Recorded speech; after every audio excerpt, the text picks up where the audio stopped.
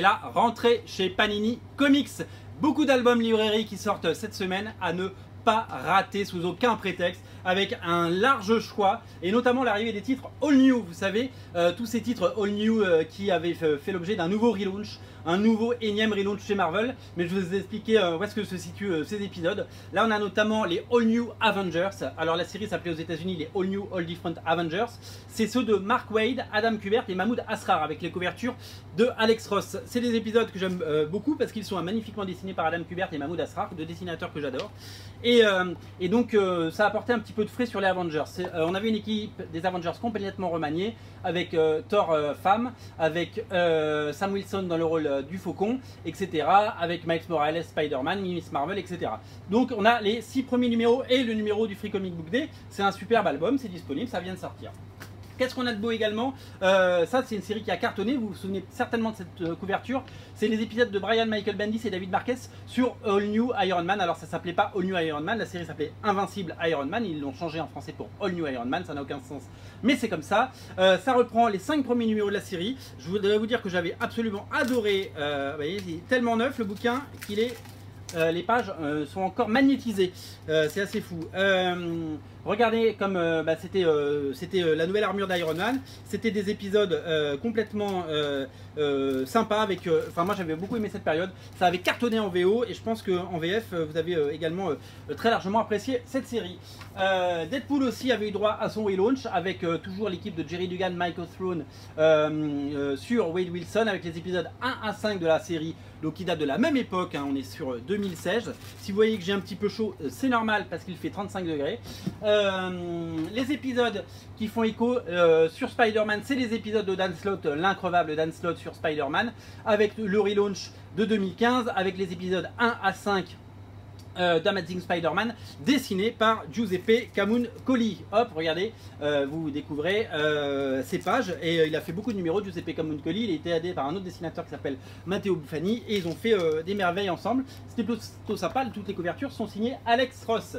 Alors avant ce relaunch, il y a eu Secrétoire, et donc Marvel continue, Panini continue de publier les titres secrétoires de cette époque. Nous avons notamment le Old Man Logan de Brian Michael Bendis et Andrea Sorrentino. Sachez qu'un deuxième album va sortir dans les prochaines semaine, ce sera la série régulière par Jeff Lemire et le même dessinateur Andrea Sorrentino.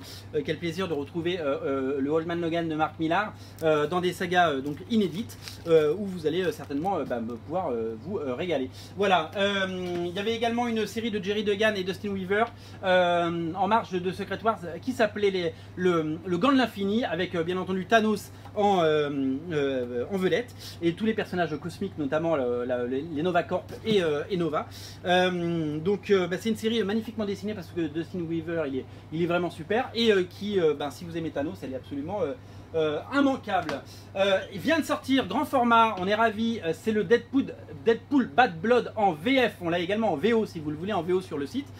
C'est Rob Liefeld qui dessine et revient sur Deadpool, vous savez ce personnage qu'il a créé. C'est une saga qui se fait sur plusieurs époques, on y voit des personnages et des têtes connues comme Domino qui sera dans le prochain film, comme X-Force avec bien entendu Cable qui sera dans le prochain film. Je ne sais pas si vous avez eu les photos de Cable mais il déboîte. Quel plaisir de retrouver avec nostalgie les personnages d'X-Force et Rob Liefeld mettre en scène les personnages qu'il a notamment aidé à rendre populaires et créer. On retrouve des personnages comme Garrison Kane et etc. qui avait voilà, le format est génial parce qu'il est grand, c'est un grand format et on est ravi d'avoir ce titre qui vient de sortir. Jack Kirby aurait eu 100 ans cette année, donc Panini nous fait une intégrale de Machine Man de Jack Kirby avec des épisodes cultissimes et puis tout le talent et le génie de Jack Kirby. Il a fait des milliers de pages chez Marvel et c'est un vrai plaisir. Regardez la taille du bouquin, c'est énorme. Toujours chez Panini, à ne pas rater dans la collection 100%, le deuxième tome de Black Widow de Mark Waid et Chris Samney. Sachez que Mark Waid et Chris Samney, à partir du mois de novembre, vont aller faire la série Captain America chez Marvel avec la nouvelle numérotation. Jessica Jones revient avec la nouvelle série. Il y avait eu des rééditions des anciennes séries. On a les 6 premiers épisodes de la série de Brian Michael Bendis et Michael Gaydos avec les couvertures de David Mack. Il se trouve que là c'est pas David Mack, mais il fait les couvertures à l'intérieur. Voilà, plus de 15 ans après la première série, ils sont revenus. Évidemment, c'est en marge de la série Netflix qui avait cartonné, et la série Defender c'est disponible sur Netflix, vous le savez. 5e et dernier tome pour Sunstone. Maintenant Stéphane Sejic dessine Aquaman et la Justice League, mais avant ça il a fait le dernier numéro de Sunstone. Il a fait des centaines de pages pour cette série. Comment ça va se terminer pour Ali et Lisa, nos deux héroïnes. Toujours autant de sensualité, toujours autant d'érotisme et toujours autant d'amour dans un comics qui nous aura séduit du début à la fin. On termine avec Spider-Man, le pouvoir au peuple. C'est le nouveau Deluxe. Sachez qu'il y a un Deluxe à peu près, il y en a eu 2 cette année, et on est ravis parce que depuis un an on en a eu quasiment 3. Donc ils ont décidé d'accélérer le mouvement chez Panini pour nous offrir les numéros de Mark Waid. C'était l'époque Brand New Day, vous le savez. Mark Waid, Fred Van Lant, Mark Guggenheim, Brian Pulido, Marco Cecchetto, enfin voilà, il y a Luc Ross, énormément de dessinateurs. Voilà pour les sorties de la semaine, énormément de choses comme vous l'avez dit. Ne ratez pas notamment ces titres là dont je vous ai parlé, tous les titres du relaunch qui sont enfin en album chez Panini. Salut!